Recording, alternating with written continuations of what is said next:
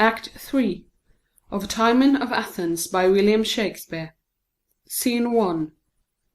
A room in Lucullus' house. Flaminius waiting. Enter a servant to him. I have told my lord of you. He is coming down to you. I thank you, sir. Enter Lucullus. Here's my lord. Aside. One of Lord Timon's men. A gift, I warrant. Why, this hits right. I dreamt of a silver basin, and you were tonight. Flaminius, honest Flaminius, you are very respectably welcome, sir. Fill me some wine. Exit servants. And how does that honourable, complete, free-hearted gentleman of Athens, thy very bountiful good lord and master? His health is well, sir. I am right glad that his health is well, sir. And what hast thou there under thy cloak, pretty Flaminius? Faith, nothing but an empty box, sir, which, in my lord's behalf, I come to entreat your honour to supply, who, having great and instant occasion to use 50 talents, hath sent to your lordship to furnish him, nothing doubting your present assistance therein. La, la, la, la, nothing doubting, says he. Alas, good lord, a noble gentleman 'tis if he would not keep so good a house. Many a time and often I had dined with him and told him on it, and come again to supper to him of purpose to have him spend less, and yet he would embrace no counsel, take no warning by my coming. Every man has his fault, and honesty is his. I had told him on it, but I could ne'er get him from it. Re-enter servant with wine. Flaminius, I have noted thee always wise. Here's to thee. Your lordship speaks your pleasure. I have observed thee always for a towardly prompt spirit, give thee thy due, and one that knows what belongs to reason, and canst use the time well, if the time use thee well. Good parts in thee. To servant. Get you gone, sirrah. Exit servant. Draw nearer, honest Flaminius. Thy lord's a bountiful gentleman, but thou art wise, and thou knowest well enough, although thou comest to me, that this is no time to lend money, especially upon bare friendship without security. Here's 3 solidaries for thee. Good boy, wink at me and say, thou sawest me not. Fare thee well. Is it possible the world should so much differ, and we alive that lived? Fly, damned baseness, to him that worships thee. Throwing the money back. Now I see thou art a fool, and fit for thy master. Exit. May these add to the number that may scold thee. Let molten coin be thy damnation, thou disease of a friend, and not himself. Has friendship such a faint and milky heart, it turns in less than 2 nights? O you gods, I feel master's passion. This slave, unto his honour has my lord's meat in him. Why should it thrive and turn to nutriment, when he is turned to poison? O may diseases only work upon it, and when he's sick to death, let not that part of nature, which my lord paid for, be of any power to expel sickness, but prolong his hour. Exit. Act 3, Scene 2. A public place. Enter Lucilius. with 3 strangers. Who, the Lord Timon? He is my very good friend and an honourable gentleman. We know him for no less, though we are but strangers to him. But I can tell you one thing, my lord, on which I hear from common rumours. Now Lord Timon's happy hours are done and past, and his estate shrinks from him. Fie, no, do not believe it. He cannot want for money. But believe you this, my lord, that not long ago one of his men was with Lord Lucullus to borrow so many talents, nay, urged extremely for it, and showed what necessity belonged to it, and yet was denied. How? I tell you, denied, my lord. What a strange case was that! Now, before the gods, I am ashamed on't. Denied that honourable man! There was very little honour showed in't. For my own part, I must needs confess I have received some small kindnesses from him, as money, plate, jewels, and such like trifles, nothing comparing to his. Yet, had he mistook him and sent to me, I should ne'er have denied his occasion so many talents. Enter Servilius. See, by good hap, yonder's my lord. I have sweat to see his honour, my honoured lord. Servilius, you are kindly met, sir, fare thee well. Commend me to thy honourable virtuous lord, my very exquisite friend. May it please your honour, my lord hath sent. Ha, what has he sent? I am so much endeared to that lord. He's ever sending. How shall I thank him, thinkest thou? And what has he sent now? Has only sent his present occasion now, my lord, requesting your lordship to supply his instant use with so many talents. I know his lordship is but merry with me. He cannot want 5,500 talents. But in the meantime he wants less, my lord. If his occasion were not virtuous, I should not urge it hath so faithfully. Dost thou speak seriously, Servilius? Upon my soul, 'tis true, sir. What a wicked beast was I to disfurnish myself against such a good time, when I might ha' shown myself honourable! How unluckily it happened that I should purchase the day before for a little part, and undo a great deal of honoured!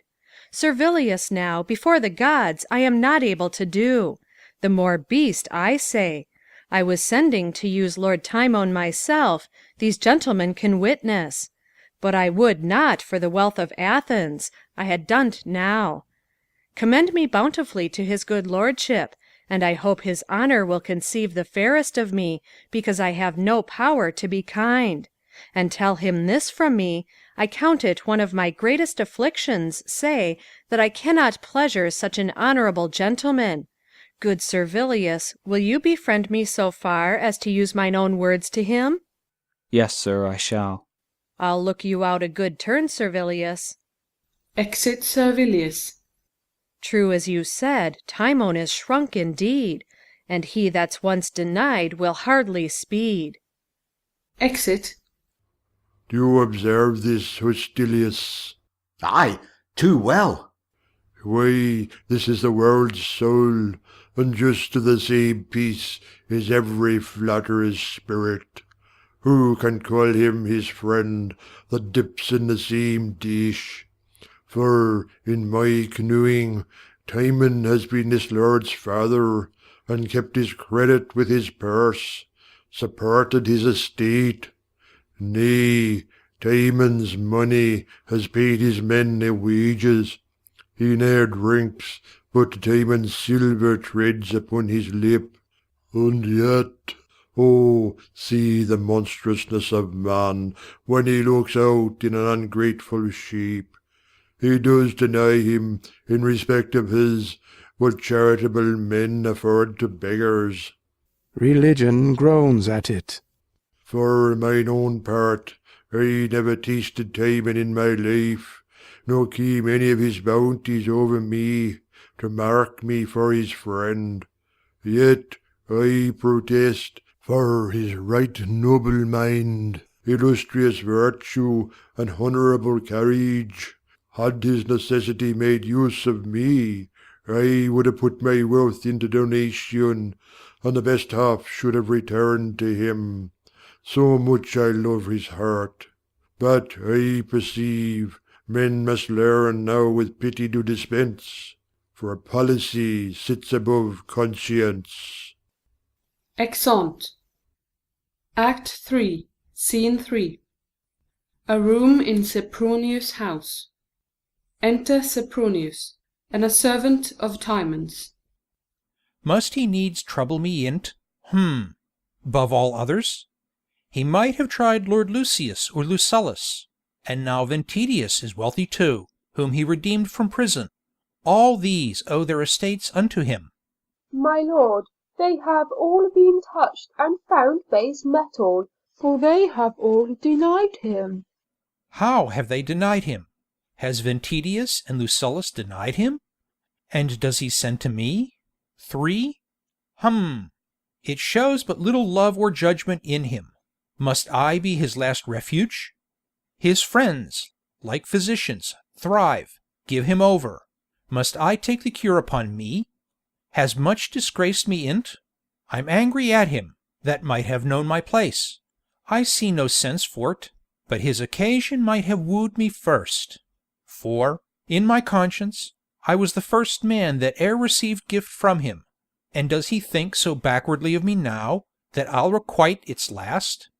No, so it may prove an argument of laughter to the rest, and 'mongst lords I be thought a fool. I'd rather than the worth of thrice the sum, had sent to me first, but for my mind's sake, I'd such a courage to do him good. But now return, and with their faint reply this answer join, who bates mine honour shall not know my coin. Exit. Excellent. Your lordship's a goodly villain. The devil knew not what he did when he made man politic. He crossed himself by't, and I cannot think but, in the end, the villainies of man will set him clear.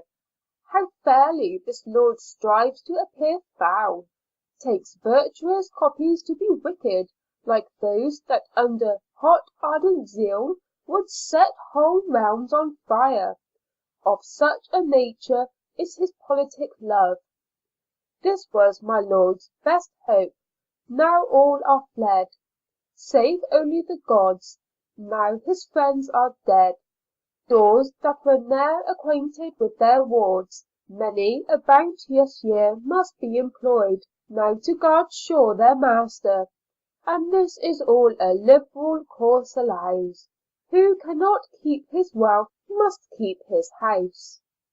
Exit. Act 3, Scene 4. A hall in Timon's house. Enter 2 servants of Varro, and a servant of Lucius, meeting Titus, Hortensius, and other servants to Timon's creditors, waiting his coming out. Well met, good morrow, Titus and Hortensius.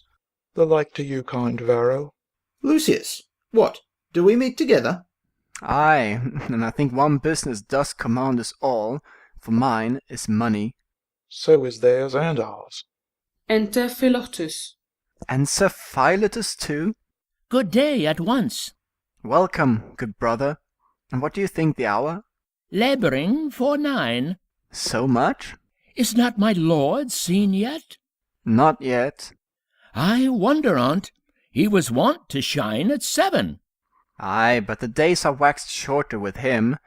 You must consider that a prodigal course is like the sun's, but not, like his, recoverable. I fear 'tis deep as winter in Lord Timon's purse. That is, one may reach deep enough and yet find little. I am of your fear for that. I'll show you how to observe a strange event. Your lord sends now for money. Most true, he does. And he wears jewels now of Timon's gift, for which I wait for money. It is against my heart. Mark, how strange it shows. Timon in this should pay more than he owes. And even as if your lord should wear rich jewels, and send money for 'em. I'm weary of this charge. The gods can witness, I know my lord hath spent of Timon's wealth, and now ingratitude makes it worse than stealth.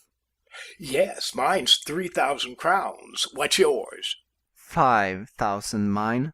'Tis much deep, and it should seem by the sum your master's confidence was above mine, else surely had his equalled. Enter Flaminius. One of Lord Timon's men. Flaminius! Sir, a word. Pray, is my lord ready to come forth? No, indeed he is not. We attend his lordship. Pray, signify so much. I need not tell him that. He knows you are too diligent. Exit Flaminius. Enter Flavius, in a cloak, muffled. Ha! Is not that his steward muffled so? He goes away in a cloud. Call him! Call him! Do you hear, sir? By your leave, sir. What do ye ask of me, my friend? We wait for certain money here, sir. Ay, if money were as certain as your waiting, 'twere sure enough. Why then preferred you not your sums and bills, when your false masters eat of my lord's meat? Then they could smile and fawn upon his debts, and take down the interest into their gluttonous maws. You do yourselves but wrong to stir me up. Let me pass quietly. Believed, my lord, and I have made an end. I have no more to reckon, he to spend. Ay, but this answer will not serve. If 'twill not serve, 'tis not so base as you, for you serve knaves. Exit. How? What does his cashiered worship mutter? No matter what, he's poor, and that's revenge enough. Who can speak broader than he that has no house to put his head in? Such may rail against great buildings. Enter Servilius. Oh, here's Servilius. Now we shall know some answer. If I might beseech you, gentlemen, to repair some other hour, I should derive much from it. For, ticked of my soul, my lord lays wondrously to discontent. His comfortable temper has forsook him. He's much out of health, and keeps his chamber.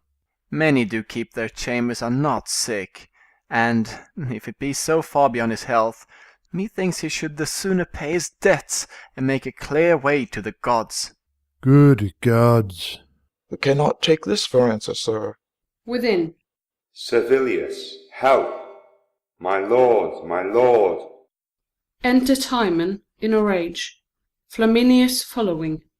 What? Are my doors opposed against my passage? Have I been ever free, and must my house be my retentive enemy, my jail? The place which I have feasted, does it now, like all mankind, show me an iron heart? Put in now, Titus. My lord, here is my bill. Here's mine. And mine, my lord. And ours, my lord. All our bills. Knock me down with them, cleave me to the girdle. Alas, my lord. Cut my heart in sums. Mine 50 talents. Tell out my blood. 5,000 crowns, my lord. 5,000 drops pays that. What's yours? And yours? My lord. My lord. Tear me, take me, and the gods fall upon you. Exit. Faith, I perceive our masters may throw their caps at their money. These debts may well be called desperate ones, for a madman owes them. Exeunt. Re-enter Timon and Flavius. They've even put my breath from me, the slaves. Creditors, devils. My dear lord. What if it should be so? My lord. I'll have it so. My steward. Here, my lord. So, fitly. Go, bid all my friends again, Lucius, Lucullus, and Sempronius. All, sirrah, all. I'll once more feast the rascals. Oh, my lord, you only speak from your distracted soul. There is not so much left to furnish out a moderate table.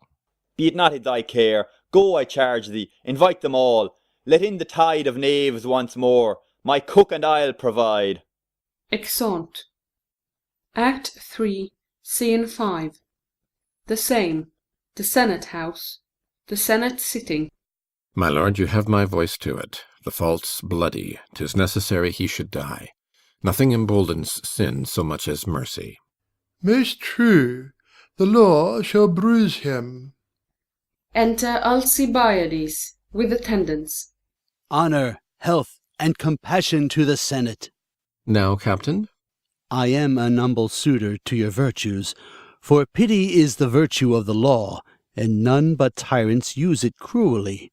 It pleases time and fortune to lie heavy upon a friend of mine, who in hot blood hath stepped into the law, which is past depth to those that without heed do plunge into it. He is a man setting his fate aside of comely virtues, nor did he soil the fact with cowardice, an honor in him which buys out his fault, but with a noble fury and fair spirit, seeing his reputation touched to death, he did oppose his foe, and with such sober and unnoted passion he did behave his anger, ere 'twas spent, as if he had but proved an argument. You undergo too strict a paradox, striving to make an ugly deed look fair. Your words have took such pains as if they laboured to bring manslaughter into form, and set quarrelling upon the head of valour, which indeed is valour misbegot and came into the world when sects and factions were newly born. He's truly valiant that can wisely suffer the worst that man can breathe, and make his wrongs his outsides to wear them like his raiment, carelessly, and ne'er prefer his injuries to his heart, to bring it into danger. If wrongs be evils and enforce us kill, what folly 'tis to hazard life for ill. My lord. You cannot make gross sins look clear. To revenge is no valour, but to bear. My lords, then under favour pardon me if I speak like a captain. Why do fond men expose themselves to battle, and not endure all threats? Sleep upon it, and let the foes quietly cut their throats without repugnancy. If there be such valour in the bearing, what make we abroad? Why then women are more valiant that stay at home, if bearing carry it, and the ass more captain than the lion, the felon loaden with irons wiser than the judge. If wisdom be in suffering, O my lords, as you are great, be pitifully good. Who cannot condemn rashness in cold blood? To kill, I grant, is sin's extremest gust, but in defence by mercy 'tis most just. To be in anger is impiety, but who is man that is not angry? Weigh but the crime with this. You breathe in vain. In vain. His service done at Lacedaemon and Byzantium were a sufficient briber for his life. What's that? I say, my lords, he has done fair service, and slain in fight many of your enemies. How full of valour did he bear himself in the last conflict, and made plenteous wounds? He has made too much plenty with them. He's a sworn rioter.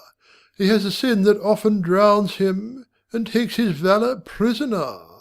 If there were no foes, that were enough to overcome him. In that beastly fury he has been known to commit outrages and cherish factions. 'Tis inferred to us, his days are foul, and his drink dangerous. He dies. Hard fate. He might have died in war. My lords, if not for any parts in him, though his right arm might purchase his own time, and be in debt to none, yet more to move you, take my deserts to his, and join them both. And for I know your reverend ages love security, I'll pawn my victories, all my honours to you upon his good returns. If by this crime he owes the law his life, why let the war received in valiant gore, for law is strict, and war is nothing more. We are for law. He dies. Urge it no more, on height of our displeasure. Friend or brother, he forfeits his own blood that spills another. Must it be so? It must not be. My lords, I do beseech you, know me. How? Call me to your remembrances. What? I cannot think but your age has forgot me. It could not else be I should prove so base. To sue and be denied such common grace, my wounds ache at you. Do you dare our anger? 'Tis in few words, but spacious in effect. We banish thee forever. Banish me! Banish your dotage, banish usury that makes the Senate ugly. If after 2 days' shine Athens contain thee, attend our weightier judgment. And, not to swell our spirit, he shall be executed presently. Exeunt Senators. Now the gods keep you old enough that you may live only in bone, that none may look on you. I'm worse than mad. I have kept back their foes, while they have told their money and let out their coin upon large interest. I myself rich only in large hurts. All those for this? Is this the balsam that the usuring Senate pours into captains' wounds? Banishment! It comes not ill. I hate not to be banished. It is a cause worthy my spleen and fury that I may strike at Athens. I'll cheer up my discontented troops, and lay for hearts. 'Tis honor with most lands to be at odds. Soldiers should brook as little wrongs as gods. Exit. Act 3, Scene 6. The same. A banqueting room in Timon's house. Music. Tables set out. Servants attending. Enter divers lords, senators, and others at several doors. The good time of day to you, sir. I also wish it to you. I think this honourable lord did but try us this other day. Upon that were my thoughts tiring when we encountered. I hope it is not so low with him as he made it seem in the trial of his several friends. It should not be, by the persuasion of his new feasting. I should think so. He hath sent me an earnest inviting, which many minor occasions did urge me to put off. But he hath conjured me beyond them, and I must needs appear. In like manner was I in debt to my importunate business, but he would not hear my excuse. I am sorry when he sent to borrow of me that my provision was out. I'm sick of that grief too, as I understand how all things go. Every man hears so. What would he have borrowed of you? 1,000 pieces. 1,000 pieces? What of you? He sent to me, sir. Oh, here he comes. Enter Timon and attendants. With all my heart, gentlemen both. And how fare you? Ever at the best, hearing well of your lordship. The swallow follows not summer more willing than we, your lordship. Aside. Nor more willingly leaves winter, such summer birds are men. Gentlemen, our dinner will not recompense this long stay. Feast your ears with the music awhile, if they will fare so harshly as the trumpet sound. We shall to it presently. I hope it remains not unkindly with your lordship that I returned you an empty messenger. Oh, sir, let it not trouble you. My noble lord.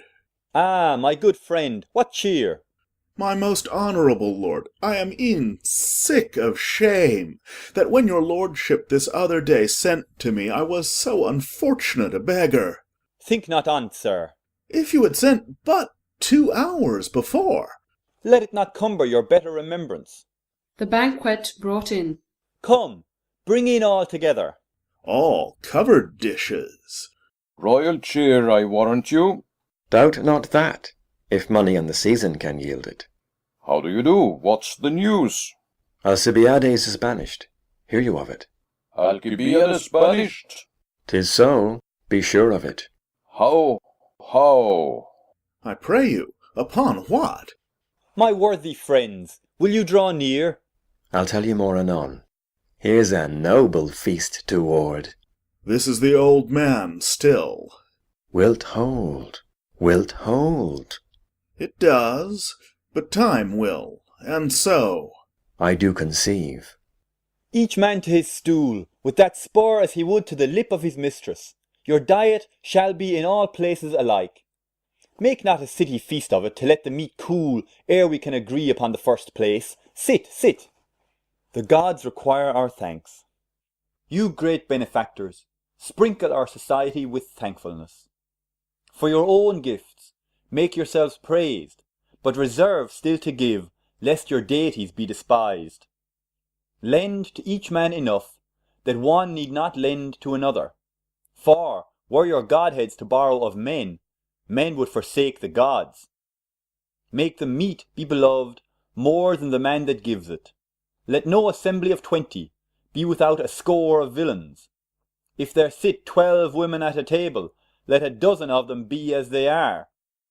The rest of your fees, O gods, the senators of Athens, together with the common lag of people, what is amiss in them, you gods, make suitable for destruction. For these my present friends, as they are to me nothing, so in nothing bless them, and to nothing are they welcome. Uncover, dogs, and lap. The dishes are uncovered and seen to be full of warm water. What does his lordship mean? I know not. May you a better feast never behold, you knot of mouth friends. Smoke and lukewarm water is your perfection. This is Timon's last, who, stuck and spangled with your flattery, washes it off, and sprinkles in your faces your reeking villainy. Throwing the water in their faces. Live loather and long, most smiling, smooth, detested parasites, courteous destroyers, affable wolves, meek bears, you fools of fortune, trencher friends, time's flies, cap and knee slaves, vapours and minute jacks. Of man and beast the infinite malady crust you quite o'er. What, dost thou go? Soft, take thy physic first, thou too, and thou. Stay, I will lend thee money, borrow none. Throws the dishes at them, and drives them out. What, all in motion? Henceforth be no feast whereat a villain's not a welcome guest. Burn house, sink Athens, henceforth hated be of time and man and all humanity. Exit. Re-enter the lords, senators, and company.